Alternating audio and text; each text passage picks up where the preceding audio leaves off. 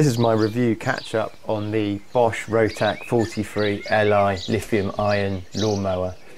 So 3 years ago I purchased this and it's done really well. I've only just replaced it with a different system, which is basically a robotic lawnmower. So 3 years, the battery still remains the same amount of capacity, no problems in charging, no degradation at all.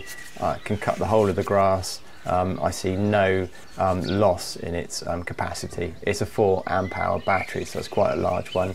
I bought that specifically for this garden. I think they did start selling these with 2 ampere batteries, but a 4 is probably your best bet. So yeah, that's been brilliant. Battery pack, quick charging, no problems at all. So the actual lawnmower has been fine. Again, no issues. Put stripes on the lawn as well. All the switches and panels and connectors have been fine. The battery compartment, no issues there with the battery being inserted or removed, and the connectors have stayed clean. No dirt or water's got in there at all when the grass has been cut when it's been slightly wet. And as you can see, there's no real fading of the plastic, although it's been stored away in a shed. So it's been out of direct sunlight, only when it's been cut has it been exposed. So what I did buy was the mulching panel. Now these just clip on the back, which is a good idea, but with mulching you need to be cutting the lawn in a regular occurrence. Like, you don't want to be leaving it like you would normally leave it, cut it. With the box on, you've got to cut it more often so the clippings are finer. Otherwise you'll end up walking big clippings into the house and it does start creating a bit of a mess. But as you can see, that's the mulching panel that just hooks on the back there. Now I did do a review of this a while back, well, when I first got it, and someone or a few people noticed that I've got the handle the wrong way up.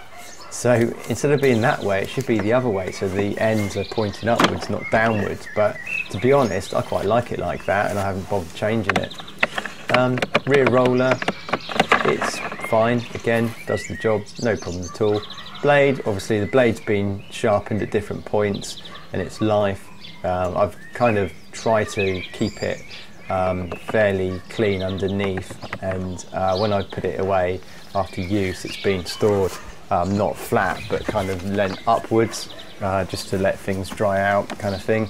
So yeah, that's all been good. The back flap's been fine. As you can see on the left is the Black & Decker Strimmer 2 ampere 36 volt, which I'll do another catch-up video on, so I'll link that at the end of this one. So here we go. I'm just going to do a couple of goes on it. So the power of these is pretty good. It's not self-drive, obviously.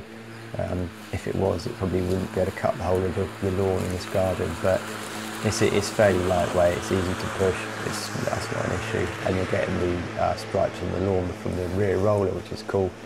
And also there's no wire, which is cutting grass with a wired mower is a real pain.